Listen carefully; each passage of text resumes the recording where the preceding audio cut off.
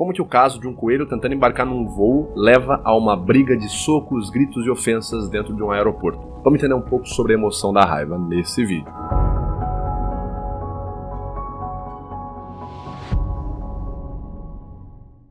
Fala pessoal, beleza? Meu nome é Vitor Santos, eu sou especialista em linguagem corporal, investigador profissional e perito técnico das microexpressões faciais. E você está no canal Metaforando, o maior canal de linguagem corporal do mundo. E hoje nós vamos pegar um caso real que um coelho ia embarcar num voo, que tudo terminou numa grande briga de pontapés, socos, gritos bem agudos, para entender um pouco mais sobre a emoção da raiva. Portanto, se você está curioso para entender como que a gente fica irritado, o que a gente pode fazer para tentar se controlar durante um episódio de raiva, fique comigo até o final desse vídeo. Mas antes vale lembrar, se você gosta de estudar linguagem corporal, gosta de entender o comportamento facial, acha muito bacana essa temática toda, gosta mesmo, tem interesse aí em descobrir cada vez mais sobre o universo não verbal, eu te convido a se inscrever aqui no canal Metaforando, curtir e compartilhar o nosso vídeo. Então vamos à situação do dia. Recentemente, aconteceu um caso envolvendo o Alfredo. Alfredo, para você que não está familiarizado, é um coelho que ficou bem famoso nos últimos dias, que foi barrado, proibido de entrar num voo junto com os seus tutores ali. Conforme a notícia conta pra gente, após ser impedido de embarcar em um voo no aeroporto de Guarulhos, o coelho Alfredo se tornou meme. Basicamente, toda essa situação, o fato do coelho ter sido proibido de fazer, de embarcar num voo com seus tutores, gerou uma baita discussão entre os tutores do coelho, os donos do coelho, e os funcionários de uma companhia aérea lá no aeroporto de Guarulhos. E hoje a gente vai entender um pouco sobre o comportamento da raiva, como que a gente acaba ali ficando com os hormônios mais à flor da pele e tendo reações corporais mais exaltadas. Vamos dar uma olhada nesse vídeo aqui, lembrando pessoal que é só uma perspectiva da linguagem corporal, não estou fazendo julgamento de valores nenhum do que aconteceu nesse vídeo.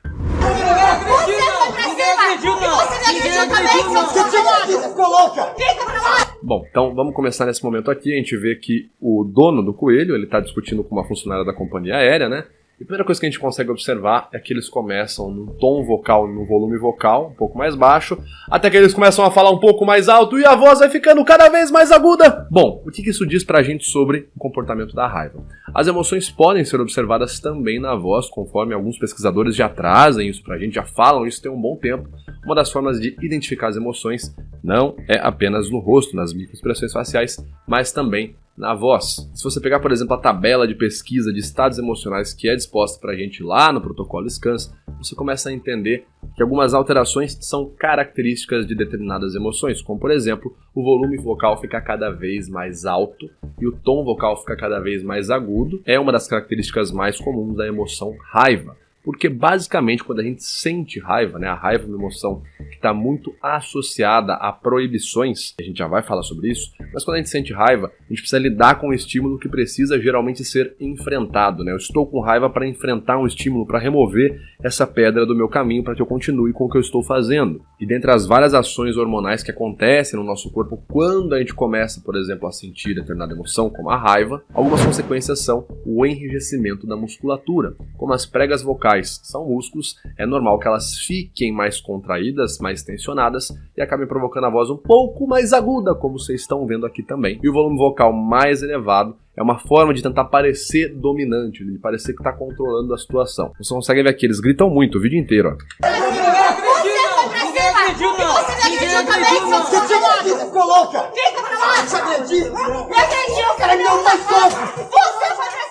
É grito pra lá e grito pra cá. Por quê? Por que eu falei o grito associado à dominação? Falar mais alto e falar mais alto. Quando a gente está num contexto de raiva, se a gente parar para dar uma olhada no nosso processo evolutivo, sempre existiram contextos e momentos de dominação ou de disputa de superioridade. Durante a raiva, geralmente eu estou enfrentando um estímulo que tenta passar pelo meu caminho, ou seja, é uma disputa de certa forma para ver quem é o dominante naquele momento. E falar mais alto que alguém que já está falando mais alto que você é uma forma de clamar, de parecer mais dominante. É aquela velha ideia, para quem é um pouco mais velho, aí o pessoal da década de 90 deve estar familiarizado, quando alguém parava no semáforo com o carro com o som alto, bem alto, e aí você parava com o seu e o seu carro tinha um som muito potente e você aumentava ainda mais o som. É transmitir a ideia de que eu sou maior, eu domino mais que você, eu estou aqui como superior nesse embate momentâneo. Bom, vamos ver então. Você foi pra cima dele pela cabeça dele. Não agrediu. Não, ele não me seguiu, não. Se você tá tentando Observem a movimentação das mãos de todos. Ó, observem aí. Mão pra lá, mão pra cá, aqui, ali, alá. Fica pra lá! Você acredita? Eu acredito! O cara me deu um soco! Você foi pra cima dele, seu homofóbico! Ele que pra cima de mim! Você foi pra cima dele, pela cabeça dele! Daqui a pouco os caras vão fazer até o jutsu da bola de fogo. Bom, e o que tem a ver a mão se movimentando tanto aqui, né, com golpes de karatê? Como é que faz isso? Eu adoro, hein? Basicamente, quando a gente sente raiva, o que acontece, também falando da relação fisiológica, é que alguns hormônios vão gerar um deslocamento do fluxo sanguíneo para as extremidades dos nossos membros. Lembra que eu falei que na raiva eu preciso lidar com o estímulo, né, uma situação de enfrentamento? Então, eu preciso ter a musculatura das extremidades dos membros, como por exemplo dos meus dedos, das minhas mãos, mais energizada para enfrentar esse estímulo, né, para pegar, bater, enfim. Por isso que quando alguém está com raiva, e geralmente em contextos que antecedem uma ocorrência momentânea de violência, é muito comum aumento na movimentação da ponta dos dedos, ou seja, a movimentação das mãos. É muito comum que uma pessoa com raiva ela comece a bater num lugar, ela massageie as mãos, ela comece a se arrumar, ela gesticule para lá e para cá, e logo em seguida, geralmente, porrada, que é o que vai acontecer daqui a pouco, inclusive. Não pode, amar em segurança, não pode! Olha só, isso aqui é bem interessante, pessoal. Ó, a mulher tá berrando, né? Eu tenho enfim, falou um palavrão ali, a passagem, não sei o que, eu tô com a passagem na mão. E olha, isso aqui é muito interessante. Observem a mulher que tá com a mochilinha aqui, não a da companhia aérea, né? A tutora do coelho mesmo. Observem a projeção corporal tá muito associada à raiva, né? Porque o estímulo que eu quero enfrentar tá aqui, eu vou me projetar para ele. Mas prestem atenção na correlação agora do olhar sustentado, porque isso tem uma grande explicação relacionada com o nosso processo evolutivo. Olhem a mulher aqui de cabelo um pouco mais curtinho, olhando para a mulher de terno azul. Percebam que ela vai falando com a mulher, e a mulher parou de falar com ela, mas ela continua encarando a mulher e berrando. Dá uma olhada. Não pode, amar em segurança, não pode! Eu tenho a porra da passagem! Eu tenho a merda da liminar! Ela continua seguindo ali, vai falando, eu tenho isso, eu tenho a liminar, eu tenho não sei o que, blá blá. O olhar sustentado, né, o olhar fixo no alvo, é um comportamento muito associado à emoção, enfim, a toda a situação, contexto de raiva. Como eu te falei, pensa que os nossos ancestrais tinham que lidar com um estímulo, algo que estava barrando o caminho deles. Eles precisavam focar naquele estímulo para atacar ele, para lidar com aquele estímulo, né? Eles iam fazer uso de toda a fisiologia momentânea da emoção de raiva para lidar com aquele estímulo e depois eles iam continuar o caminho deles. E aí que a gente entra numa das principais significações da emoção da raiva na neuropsicologia emocional, que é a raiva geralmente está associada evolutivamente como emoção básica, como emoção primária, a momentos onde o nosso ímpeto é travado, é parado, enfim, é impedido por alguma força terceira.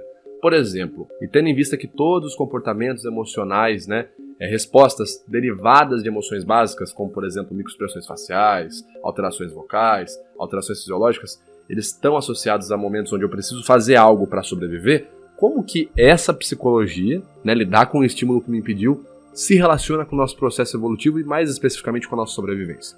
Seguinte, para pensar então nos nossos ancestrais. Eles estavam lá caçando, tal, em grupo, de repente aparecia um outro predador, né, um predador maior, por exemplo, um tigre dente de sabre, né, que até 35, 40 mil anos atrás era bem comum na região da América do Sul. Então, aparecia ali, eles para lidarem com aquilo, eles precisavam ter o efeito da emoção de raiva. Porque se aquele predador, por exemplo, atrapalha a caçada deles, né, entra no meio da caçada deles e pega a presa deles, eles não iam conseguir matar a presa, consequentemente não iam conseguir se alimentar daquela presa, não iam conseguir sobreviver. E é por isso que um dos significados psicológicos da emoção da raiva, enquanto emoção primária, é estar associada a sempre que o nosso ímpeto é travado. Tá certo? Eu estou com ímpeto, eu sou impedido, raiva. Essa é a relação evolucionista, né, de uma perspectiva psicológica, claro, da emoção de raiva. Para os dias de hoje seria, por exemplo, eu estou indo para o trabalho, uma pessoa me fecha, eu posso sentir medo na hora, e na sequência já sentir raiva, porque essa pessoa me fechou, ou seja, eu estou demorando mais para chegar no trabalho, se eu demoro mais eu posso ser mandado embora, se eu sou mandado embora do meu trabalho eu não tenho dinheiro, se eu não tenho dinheiro eu não tenho sustento, se eu não tenho sustento eu não como, se eu não como eu não sobrevivo. Tá vendo como que milhares de anos, na perspectiva evolutiva, né, milhares, milhões de anos, ainda se relacionam por meio do processo emocional, que é uma resposta básica, e é basicamente isso que a gente consegue ver aqui. O voo, né, enfim, o coelho que eles queriam embarcar, foi barrado, foi impedido. eles tiveram um desejo, um ímpeto barrado, um ímpeto impedido, nada mais comum, nada mais compreensível que eles responderem, terem ali a emoção de raiva. Vamos só prosseguir aqui então. Para de chorar, agora você vai. Aí ele tem uma movimentação corporal na direção da mulher, né? Ela fala, para de chorar, alguma coisa. Ele vai correndo na direção da mulher. Mais uma vez, a diminuição de prossêmica, que a gente sempre fala, está associado ao comportamento de raiva. Por que a diminuição da prossêmica está associada à raiva? Se eu quero lidar com um estímulo, com algo que me incomoda, com algo que me atrapalha, nada mais justo, mais compreensível do que eu me aproximar desse algo para remover do meu caminho, tá certo? Começaram as ofensas. Você vai me bater? Você vai me bater? Não, eu não bati mulher. Eu bati mulher. Então, filha da puta, hein, quem? Você vai me bater? Eu tô batendo nela. Eu tô batendo nela. Caiu em cima do coelho. Olha a mão do rapaz como não para de se mexer. Ó, olha que interessante. Presta atenção, na mão dele que tá livre, né? A mão que não tá com o celular. Tá falando no ouvido, ele vai começar a apertar as mãos, tensionar. Isso pode ser visto como uma espécie, nesse contexto, uma espécie de tentativa de ensaio. Eu tô ensaiando o soco que eu vou dar, eu tô ensaiando e BUM! Ao invés dele gesticular com a mão aberta, agora ele vai começar a gesticular com a mão fechada, até que de repente, pum! Para, gente, para! Socorro! Socorro! Enfim, é isso aqui, gente. Uma situação caótica, como vocês puderam ver, dedo lá no meio do ânus, porrada e gritaria, né? Aquele meme. Enfim, galera, é uma situação caótica que pode ser compreendida como um comportamento emocional de raiva de todo mundo.